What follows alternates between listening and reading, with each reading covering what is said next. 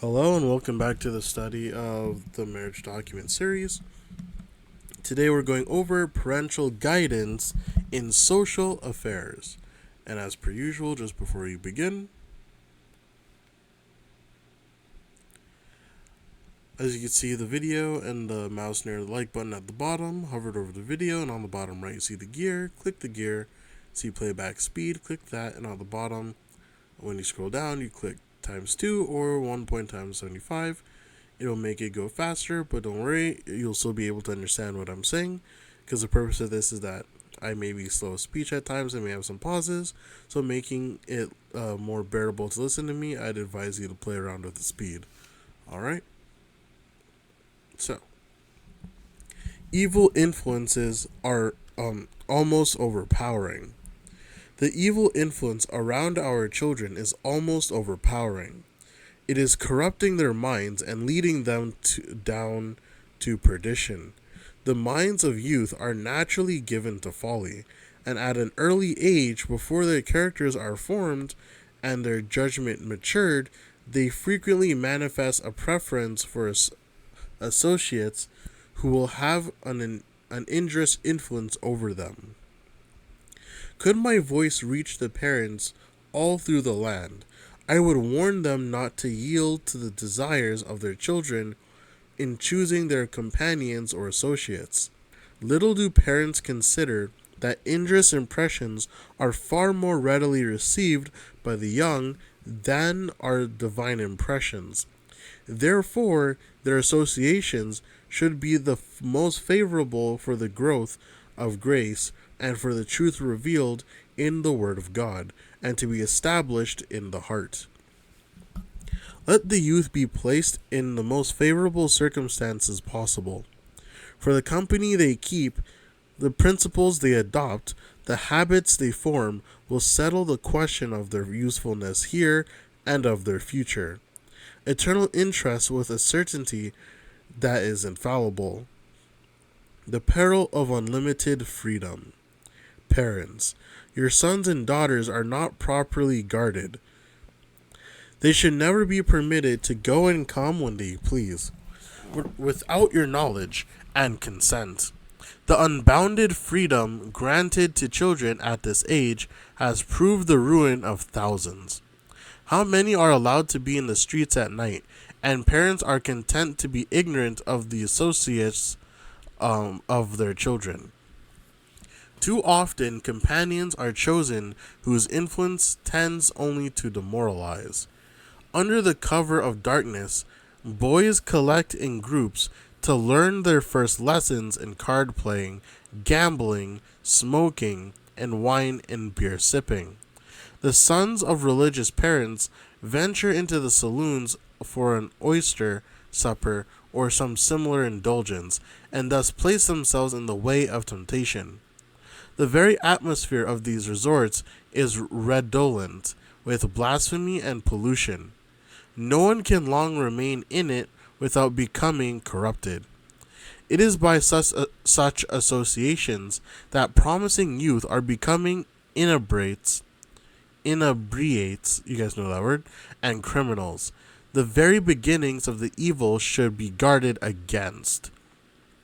Parents, unless you know that their surroundings are unexceptionable, do not permit your children to go into the streets after nightfall to engage in outdoor sports or to meet other boys for amusement. If this rule be rigidly enforced, obedience to it will become habitual, and the desire to transgress will soon cease. Parents must choose the child's associates.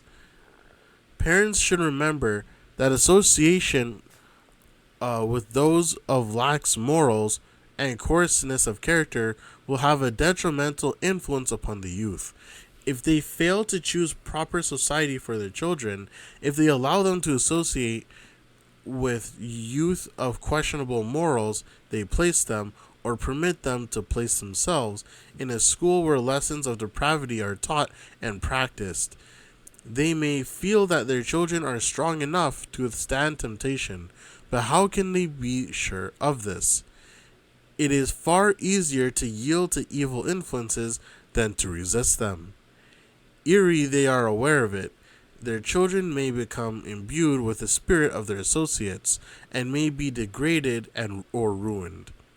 The dangers of the youth are greatly increased as they are thrown into the society of a large number of their own age, of varied character and habits of life. Under these circumstances, many parents are inclined to relax rather than redouble their efforts to guard and control their children. Prayerfully united, the father and the mother should bear the grave responsibility of guiding their children aright. Whatever else they neglect, they should never leave their children free to wander in paths of sin. Many parents allow children to go and do as they please, amusing themselves and choosing evil associates. In the judgment, such parents will learn that their children have lost heaven because they have not been kept under home restraint. Where are the evenings spent? Every son and daughter should be called to account if absent from home at night. Parents should know what company their children are in and at whose house they spend their evenings. Some children deceive their parents with falsehoods to avoid exposure of their wrong course. Weeds predominate in an uncultivated field. Fathers and mothers too often leave their children to choose for themselves their amusements, their companions, and their occupation. The result is such as might reasonably be expected. Leave a field uncultivated, and it will grow up to thorns and briers. You will never see a lovely flower or a choice shrub peering above the unsightly poisonous weeds. The worthless bramble will grow luxuriantly without thought or care, while plants that are valued for use or beauty require through culture. Thus it is with our youth. If right habits are formed and right principles established, there is earnest work to be done. If wrong habits are corrected, diligence and perseverance are required to accomplish the task. Accustom child to trust parents' judgment. Parents, guard the principles and habits of your children as the apple of the eye. Allow them to associate with no one with whose character you are not well acquainted. Permit them to form no intimacy until you are assured that it will do them no harm. Accustom your children to trust your judgment and experience. Teach them that you have a clearer perception of character than they in their inexperience can have, and that your decisions must not be disregarded. The restraint to be firm but kind. The parents should not concede to the inclinations of their children, but should follow the plain path of duty which God has marked out, restraining them in kindness, denying with firmness and determination, yet with love, their wrong desires and earnest, prayerful, persevering effort, leading their steps away from the world upward to heaven. Children should not be left to drift into whatever way they are inclined, and to go into avenues which are open on every side, leading away from the right path. None are in so great danger as those who apprehend no danger and are impatient of caution and counsel. Guard your children from every objectionable influence possible, for in childhood they are more ready to receive impressions either of moral dignity, purity, and loveliness of character, or of selfishness, impurity, and disobedience. Once let them become influenced by the spirit of murmuring, pride, vanity, and impurity, and the taint may be as indelible as life itself. It is because the home training is defective that the youth are so unwilling to submit to proper authority. I am a mother. I know whereof I speak when I say that youth and children are not only safer but happier under wholesome restraint than when following their own inclination. Unaccompanied visits inadvisable. Some parents mistake in giving their children too much liberty. They sometimes have so much confidence in them that they do not see their faults. It is wrong to allow children, at some expense, to visit at a distance unaccompanied by their parents or guardians. It has a wrong influence upon the children. They come to feel that they are of considerable consequence and that certain privileges belong to them, and if these are not granted, they think themselves abused. They refer to children who go and come and have many privileges while they have so few. And the mother, fearing that her children will think her unjust, gratifies their wishes, which in the end proves a great injury to them. Young visitors who have not a parent's watchful eye over them to see and correct their faults often receive impressions which it will take months to remove. Unwise advice and how to meet it.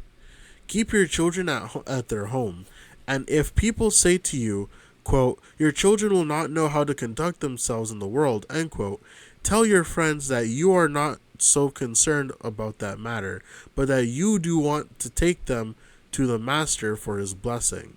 Even as the mothers of old took their children to Jesus, say to your advisers, "Children are the heritage of the Lord, and I want to prove faithful to my trust. My children must be brought up in such a way that they shall not be swayed by the influences of the world, but where, when tempted to sin, they may be able to say a square, hearty no." End quote. Tell your friends and neighbors that you want to see your family inside the gates of the beautiful city. Powerful tests are before our youth. Children should be trained and educated so that they may calculate to meet with difficulties and expect temptations and dangers. They should be taught to have control over themselves and to nobly overcome difficulties. And if they do not willfully rush into danger and needlessly place themselves in the way of temptation, if they avoid evil influences and vicious society, and then are unavoidably compelled to be in dangerous company, they will have the strength of character to stand for the right and preserve principle, and will come forth in the strength of God with their morals untainted. The moral powers of youth who have been properly educated, if they make God their trust, will be equal to stand the most powerful test. And that'll be the end of this chapter, and I'll see you guys in the next one. See you guys later.